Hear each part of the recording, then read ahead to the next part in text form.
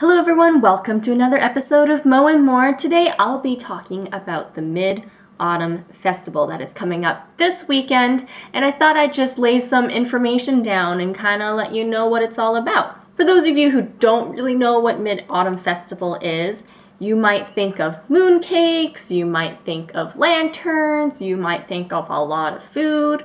Those are all correct. But I'm going to tell you today a little bit about the origin and the history and why we celebrate it and who celebrates it.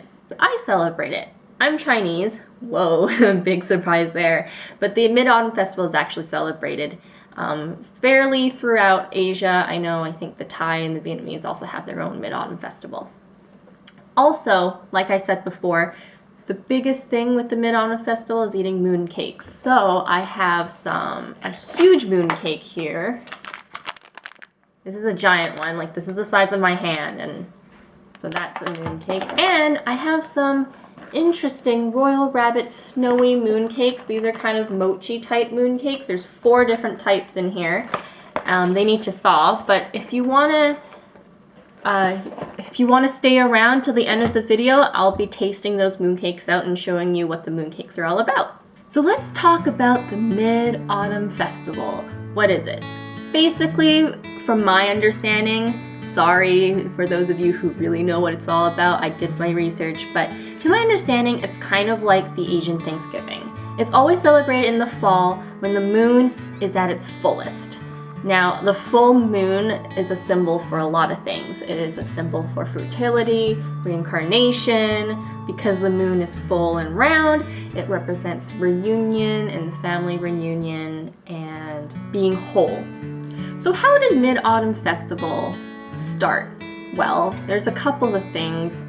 It's something that's always been celebrated in history, especially for the harvest. So people just started having gatherings and giving good fortune to other people and sacrificing things to the moon. But there is a famous story, a famous folklore that is connected to the Mid-Autumn Festival. Once upon a time, a long time ago, there was a hero named Ho-Yi, and he was great at archery, the bow and arrow. Whew. Back then, there were 10 suns in the sky, not just one, but 10, and it was causing the people great anguish because they couldn't grow any crops because the lands were dry. So Ho-Yi came along with his excellent bow and arrow skills and shot down 9 of the 10 suns, leaving the sun that we have today. An immortal, so in Chinese culture, side note, in Chinese culture, there's like heavens and there's immortals in heavens, in the heaven watching over you, and goddesses and different types of gods watching over you. Each of them represent different things. There was an immortal who admired Ho-Yi and what he'd done, and gave him an elixir of immortality to join the ranks of the goddesses and gods in heaven. Now Ho-Yi didn't want to become immortal because he loved his wife, Chang'e, and decided to keep the elixir away and hide it somewhere. Now there was a guy named Peng Meng, and he knew about this secret and he wanted the elixir for himself. So one day, while Ho-Yi was out, he broke into the home and demanded Chang'e, his wife, or Ho-Yi's wife, to give him the elixir, and Chang'e refused to do so. And in a desperate attempt to thwart Peng Meng to get the elixir, Chang'e drank the elixir herself. And when that happened, she floated into the sky. But because she loved her husband very much, she didn't go all the way to heaven, she floated to the moon, and now is trapped on the moon. When Ho-Yi came back, he was very sad about what happened, so he started to do these rituals and to give thanks and sacrifices to the moon because his wife was up there. And people now, because people were so grateful of Ho-Yi's shooting down the 9 suns, everyone else decided to worship the moon because of what he's done and because of his wife's sacrifice. So that's the story. I hope you enjoyed it and I hope it didn't bore you. Now if you're ready, I'm gonna start eating my mooncake, so don't click away. Whoa, where did he come from? This is Jordan helping me eat some mooncakes because I can't eat all of these on my own. Thank you for sacrificing your stomach for this. So traditionally, mooncakes look like this. I'll take it out of the packaging, but it looks like this. It is fairly big, and it's either in a round shape or square.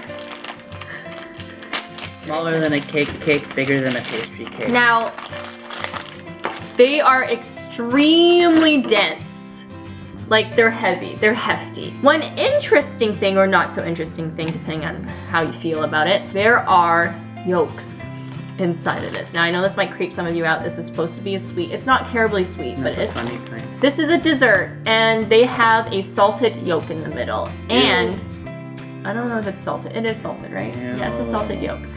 Stop! I'm trying to explain my culture.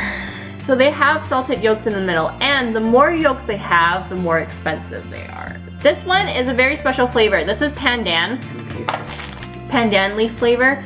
Pandan lotus seed. Ooh, flavor. Usually the most popular traditional ones are lotus seed pastes. You do not eat the whole thing. You usually, like this, you share with like 8 people. You cut it into like little slivers. This is the cross section. See, there are 2 yolks in the middle. Isn't that interesting? Okay, this piece doesn't have a yolk. Oh, sick! So I'll give this to Jordan. And mine has a bit, not on the side. Wait, let's cheers. Get your yolk side away from me.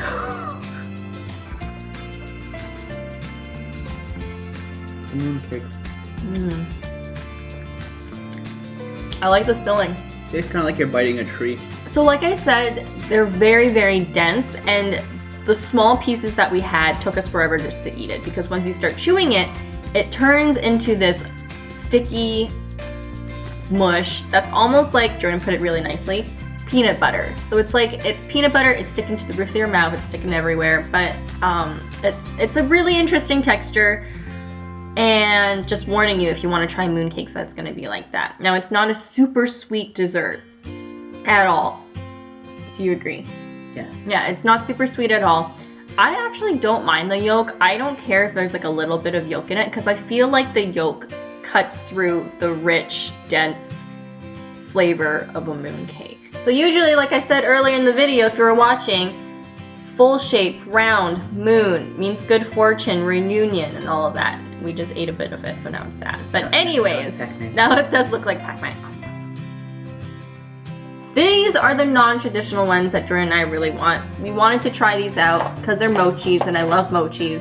Jordan loves mochis as well. I do love mochis. And they don't have yolk in them, so plus. A+ for Jordan. One of them is mango paste, which is probably this one. I get it. And the other one is cookies and cream, which is probably this one. Oh my goodness, this is what it looks like. So good. So which one do you want to try first? I don't know, both. Let's do cookies and cream in a mochi. This is yours. I don't think I'll be eating all this. Thanks for waiting for me.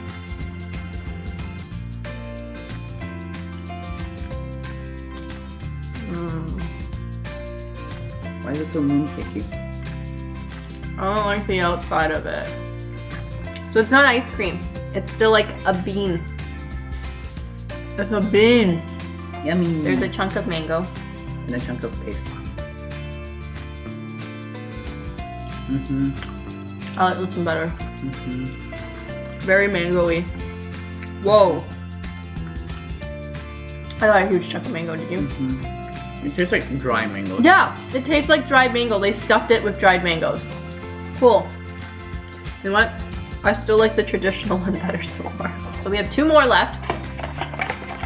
Same mochi. Almond and green bean. Green tea and red bean? Almond green bean or green tea red bean. Yeah, that's almond green bean. Cheers.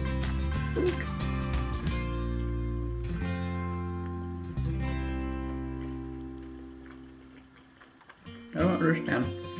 So what? Whoa! All the love for beans in Asian dessert. Whoa! This is so almondy. Pretty almondy. Whoa! It's like, is it marzipan? Is marzipan almond? I don't know. It's like almond extract in your mouth. They're getting all the flavor. I actually like this better than the mango. But again, I think these ones, you can't eat a whole one. You'll get so stuffed. Yeah, they're So- really hard to finish. They're really dense Getting and flavorful. emotionally fatigued. Yeah, we're getting fatigued, but we're getting mooncake fatigued. Look how pretty this is though. Take a look at that. Green tea, red bean? I think it's a green bean. Green bean red bean, but it looks like matcha and red beans. I wouldn't mind if it was green tea.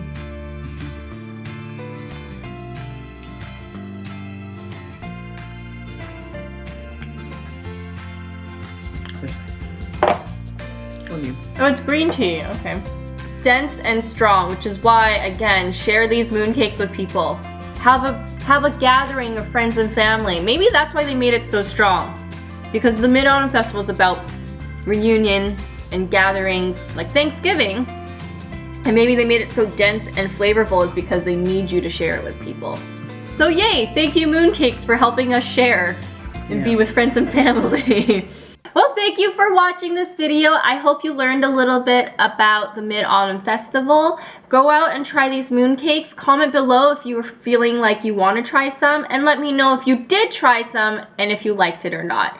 As always, you can find me on Facebook, Twitter, and Instagram. Please subscribe. I would love it so much, and I'll see you guys in the next episode. Bye! Bye.